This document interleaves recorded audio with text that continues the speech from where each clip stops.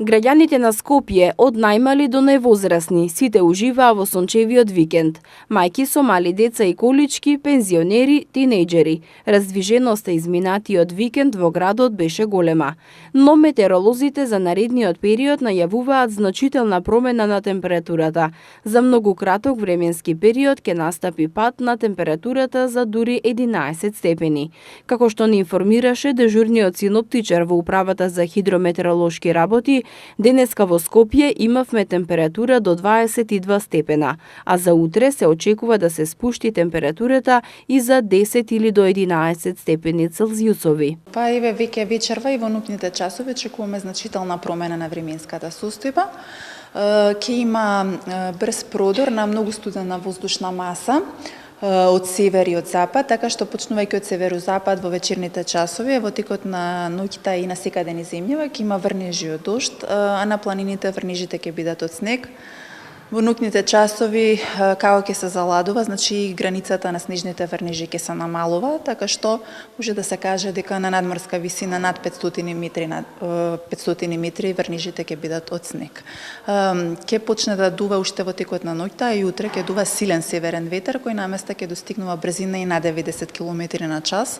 Тоа ќе услови значително намалување на дневната температура, која утре ќе биде на повеќето места за околу 15 степени пониска во однос на денешната.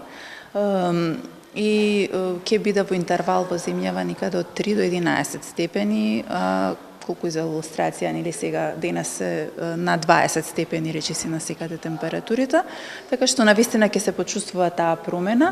За температурните осцилации предупредуваат и лекарите од итната медицинска помош и посочуваат дека граѓаните треба да бидат внимателни. Според лекарите, ваквите нагли температурни разлики многу лошо влијаат врз здравието на граѓаните. Најмногу на удар се хронично болните лица, па затоа лекарите апелираат хронично болните редовно да ја земаат терапијата и да се консултираат со матичните лекари.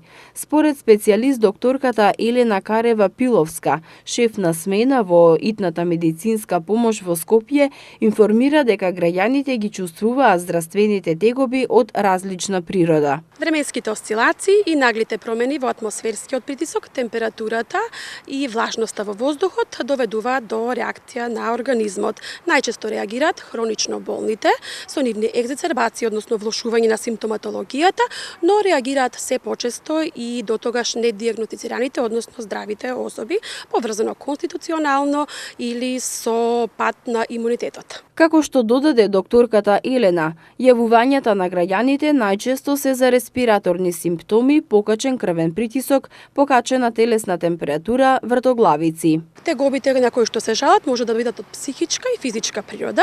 Од психичка природа варираат од умор, потоа безволие до зголемена раздразливост, а потоа несолница, намалена концентрација. Физичка природа, значи вртоглавица, мачнина, варијација во крвниот притисок, срцебиење, екзацербации кај хронично болните, астматичарите.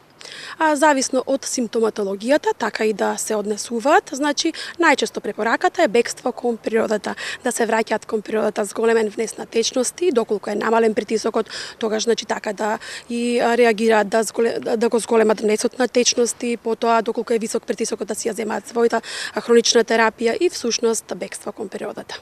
Граѓаните, доколку имаат потреба, може да се јават за совет на телефонот 194. Доколку состојбата е сериозна, тимовите на итната медицинска помош веднаш ќе интервенираат, а лекарски совет може да добијат и на линијата на Ало докторе.